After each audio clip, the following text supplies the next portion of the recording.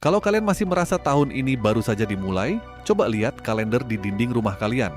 Karena secara diam-diam, 4 bulan lagi, kita akan secara resmi mengetuk pintu 2027, sementara banyak janji manis tahun 2026 yang ternyata cuma jadi angin, lalu di tengah harga barang yang melambung tinggi tanpa permisi. Sementara orang-orang di luar sana sibuk memamerkan pencapaian yang entah asli atau cuma sewaan di media sosial, kita justru disuruh terus bertahan dalam sistem ekonomi yang makin hari makin tidak masuk akal. Tempat gaji sebulan cuma numpang lewat 3 hari dan sisa harinya kita dipaksa jadi pesulap kehidupan.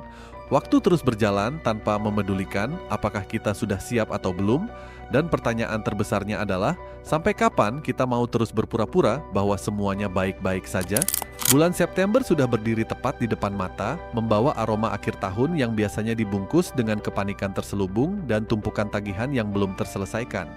Rasanya baru kemarin kita semua membuat resolusi dengan penuh semangat di awal Januari, menetapkan target-target tinggi, lalu berjanji pada diri sendiri bahwa tahun 2026 adalah panggung utama kemenangan kita. Namun, mari kita jujur pada diri sendiri tanpa perlu bersolek kata, berapa banyak dari deretan rencana indah itu yang benar-benar terwujud, dan berapa banyak yang akhirnya cuma menjadi tumpukan draft di dalam catatan ponsel yang bahkan malas untuk kita buka kembali? Kita sering kali terjebak dalam ilusi bahwa waktu masih sangat panjang, padahal dalam hitungan 120 hari ke depan, lembaran tahun ini akan benar-benar ditutup, meninggalkan kita dengan sisa tabungan yang mengering dan realitas hidup yang makin menggigit keras.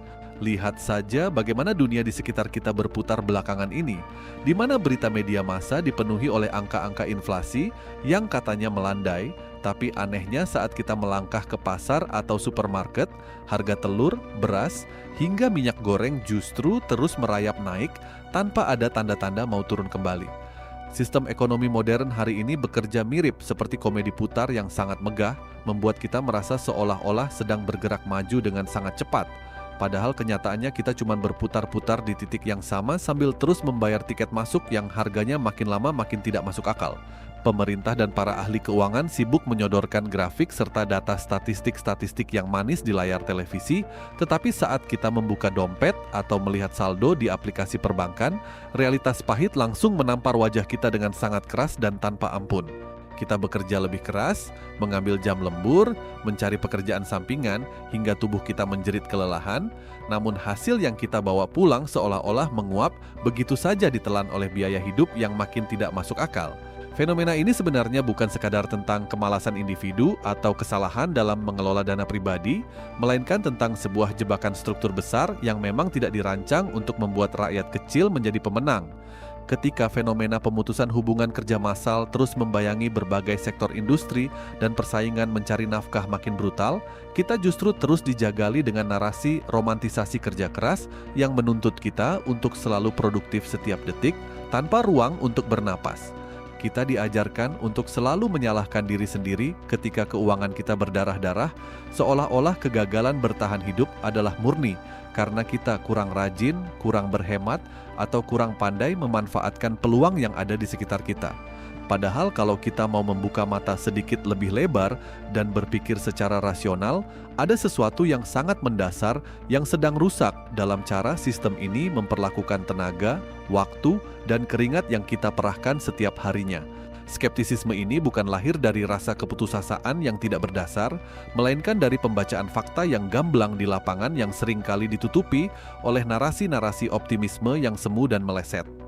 Kita melihat bagaimana teknologi kecerdasan buatan berkembang sangat masif tahun ini menjanjikan efisiensi dan kemudahan bagi peradaban manusia, tetapi di sisi lain justru menciptakan ketakutan baru akan hilangnya mata pencaharian jutaan orang yang tidak siap bertransformasi secara instan.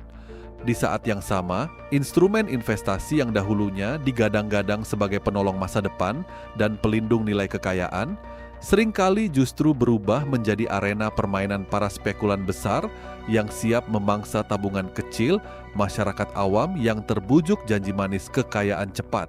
Kita seperti dipaksa bermain dalam sebuah papan permainan monopoli raksasa di mana semua petak tanah sudah dimiliki oleh pemain lama. Sementara kita hanya diberikan modal awal yang sangat minim dan dipaksa terus berputar sambil membayar sewa setiap kali kita melangkah. Namun, di tengah semua kerumitan sistem dan kenyataan yang terkesan tidak berpihak ini, menyalahkan keadaan secara terus-menerus juga tidak akan pernah menyelesaikan masalah keuangan atau memperbaiki kualitas hidup kita. Kenyataan bahwa tahun 2026 tinggal tersisa 4 bulan lagi bukanlah sebuah vonis kekalahan yang harus kita ratapi dengan rasa panik, melainkan sebuah alarm keras yang dibangunkan untuk menyadarkan kita dari mimpi panjang. Waktu yang tersisa ini adalah momentum terbaik bagi kita untuk melakukan evaluasi total, memotong semua pengeluaran yang tidak penting, membuang semua ego sosial yang cuman menguras kantong, dan mulai menyusun strategi bertahan yang jauh lebih cerdas serta berbasis pada realitas yang ada di depan mata.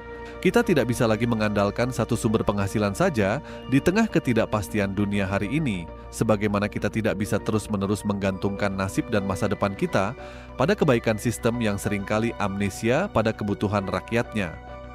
Memang benar bahwa sisa 4 bulan ini tidak akan secara ajaib mengubah kita menjadi seorang miliarder dalam semalam, dan berharap pada keajaiban seperti itu justru adalah bentuk kelalaian terbesar yang bisa kita lakukan saat ini. Namun, 120 hari ke depan sangat lebih dari cukup jika kita mau menggunakannya untuk membangun fondasi baru yang lebih kokoh, mengasah keterampilan baru yang relevan dengan kebutuhan zaman, atau sekadar memberesi kekacauan finansial yang selama ini kita abaikan. Pelajari bagaimana instrumen keuangan yang sebenarnya bekerja, pahami bagaimana cara melindungi aset yang kita miliki dari gerusan inflasi, dan mulailah membangun jaring pengaman mandiri tanpa harus selalu menunggu bantuan atau regulasi yang tidak kunjung berpihak. Langkah kecil yang kita ambil dengan konsisten mulai hari ini jauh lebih berharga daripada rencana-rencana besar nan muluk yang hanya berujung pada wacana dan wacana di meja makan setiap akhir pekan. Jadi ketika bulan September nanti benar-benar menyapa dan menandai dimulainya hitung mundur menuju penghujung tahun, jangan biarkan rasa takut atau cemas melumpuhkan langkah dan keberanian kalian untuk bergerak maju.